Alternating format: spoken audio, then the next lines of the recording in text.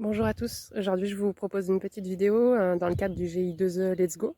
Là on est sur une parcelle de couverts végétaux, de févrole et avoine qui ont été semés entre fin octobre et début novembre. On est dans le sud du département entre Lavoire et Castres. La févrole elle a été semée à environ 140 kg et l'avoine à environ 30 kg.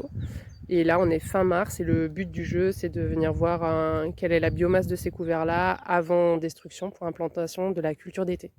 Alors si on s'approche un peu, on peut voir que la févrole, elle, a fait une très belle biomasse. Elle est très jolie. Malheureusement, l'avoine, elle, est assez peu présente. C'est essentiellement le raies gras qui a pris le dessus.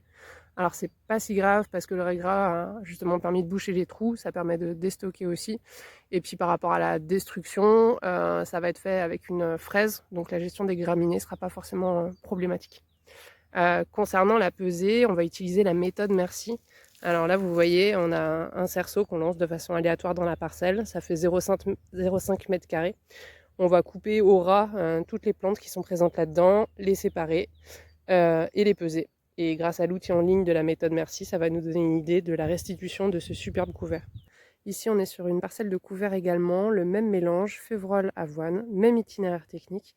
La seule chose qui va changer, ça va être la date de semis. Celui-ci a été semé environ 3 semaines après le premier, donc on est aux alentours de mi-novembre.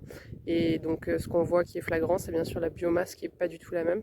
On voit que les degrés jours à l'automne ont permis d'avoir un développement végétatif beaucoup plus important pour le premier semis.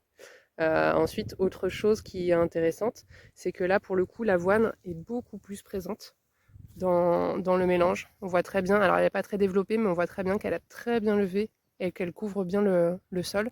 Et à l'inverse, on n'a presque pas de raies gras.